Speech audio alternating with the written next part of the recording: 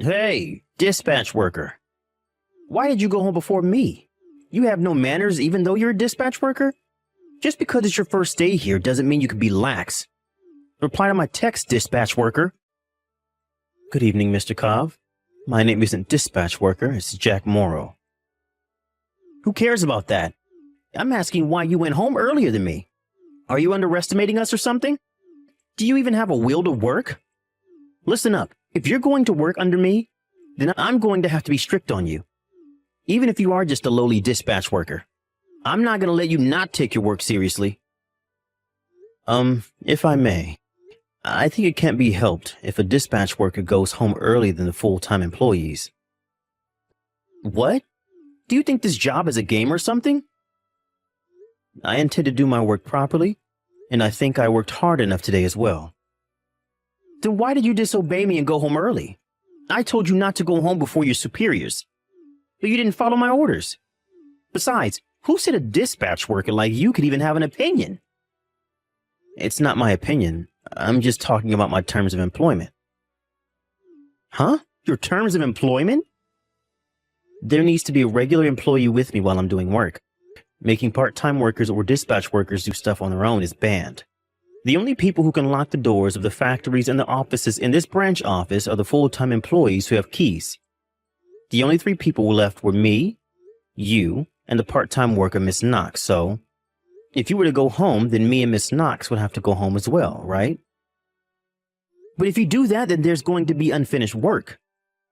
But isn't it going to be a problem if you just leave me in the office? Not only that, I'd like to correct you on a fundamental error in your logic.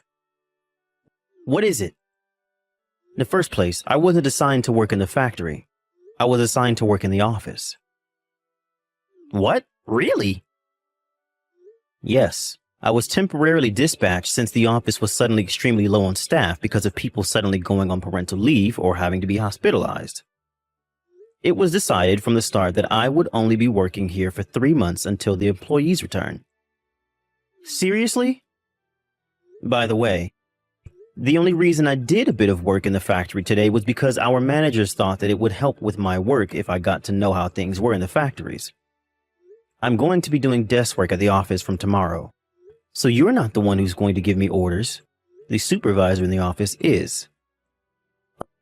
Oh, is that so? Are we all right now?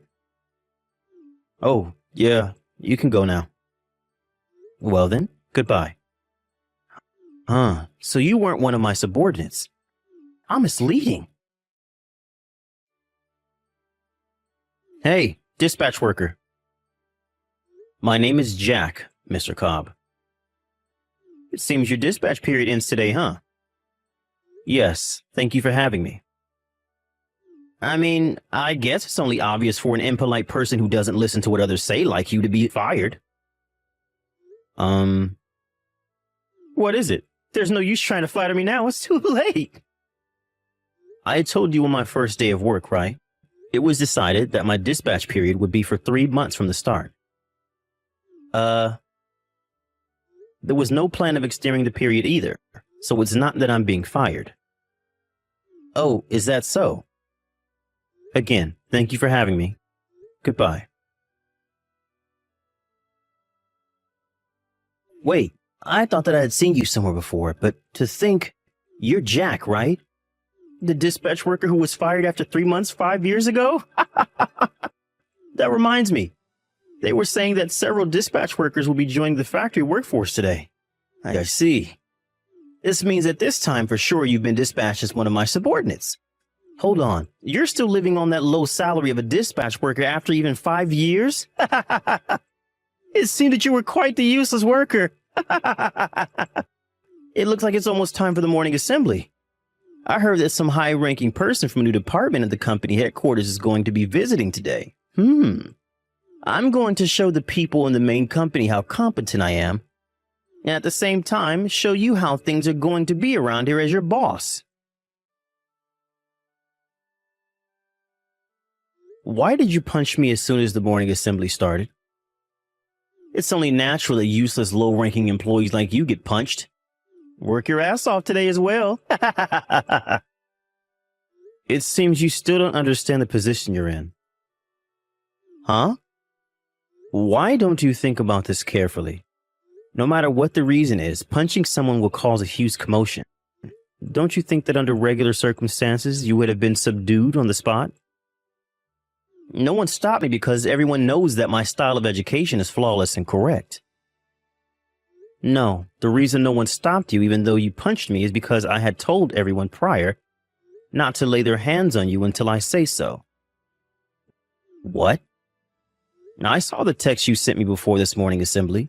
That's when I remembered that there were rumors about you going about in the company headquarters, but how you weren't doing well with your employees' relationships. And so I decided to not say anything and see how you would behave. I'm going to send this conversation to HQ. I kindly ask for your cooperation. Huh? Why are you talking as if you're the one heading the morning assembly? You're just a dispatch worker. I see. So you really haven't noticed yet. What is it? I came from the company headquarters. You came from HQ? Yes, I am now a full-time employee who works at HQ. By the way, I'm also the head of compliance starting from this year. What? I'll answer your questions in detail later. It looks like the swelling on my cheek is quite serious, so I'm going to go to the clinic. Hey, hold on. Since when were you a full-time employee who worked at HQ?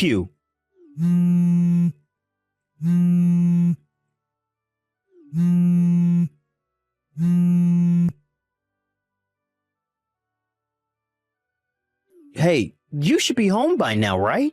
What's the meaning of this? Explain it to me right now.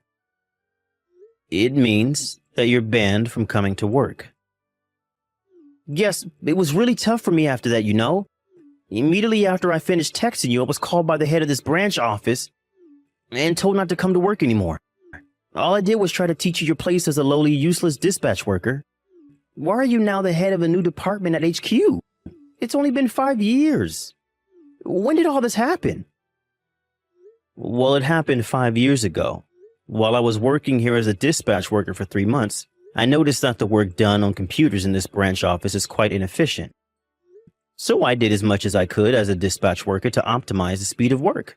The head of this branch office and even people from HQ noticed what I had done, and they were kind enough to give me a job at HQ as a full-time employee.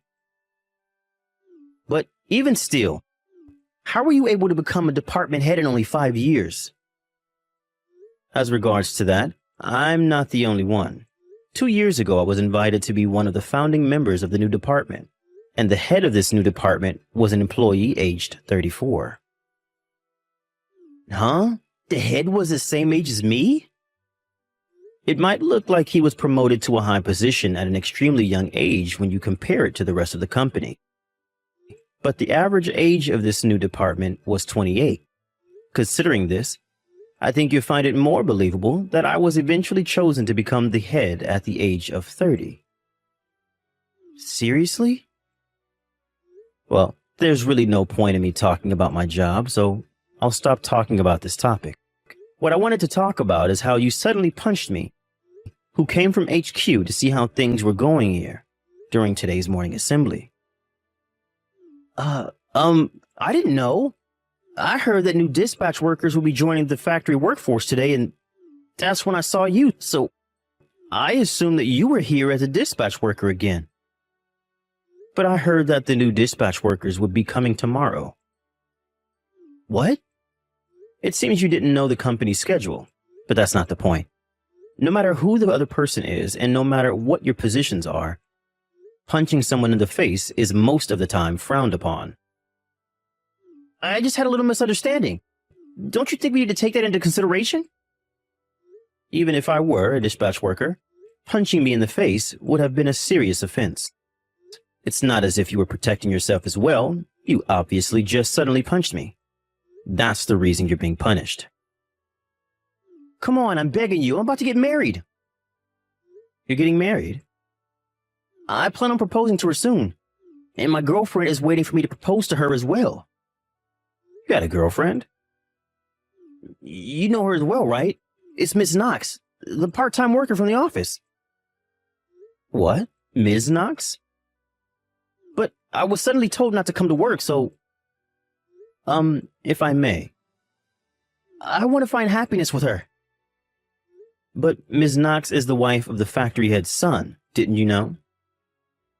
What? It seems that she goes by her maiden name, Knox, while at the company.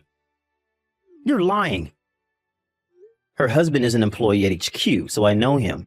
They have a child who's turning 10 this year, if I remember correctly. No way, that's impossible. But Miss Knox comes to meet me every morning. Miss Knox is in charge of handing out the things that came with delivery to each department, right? Of course she comes to the factory every day. During lunch break, too, she brings me lunch boxes to make herself look good as a wife. But I heard that her husband was in charge of making their lunch boxes. It seems that there's one more thing that we need to investigate. Hold on. I'm going to report this to HQ. Don't do this, please. Sorry, but the cheek which you punched still stings, so... I have bigger problems. Goodbye.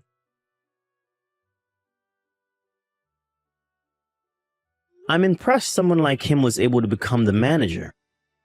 But it seems like he was fairly competent at his actual work, which is why he was promoted in the first place. That being said, though, luckily I wasn't seriously injured when Mr. Cobb punched me in the face. But obviously I couldn't just let it go, so I filed a report on him. Ms. Knox, who he had apparently been stalking, filed a report on him as well. We have no intention of settling this outside of court with him. After the whole debacle, Mr. Cobb was now in possession of a criminal record and was fired from the company. He used all the money he had saved up to pay for the alimonies, which were massive. Me and Ms. Knox had asked from him, and he was forced to start over from scratch. No, it was even worse than starting over from scratch for him, as he was now in the possession of a criminal record. Unless he does something about how he treats other people, I doubt he'll be able to live a happy life in the future.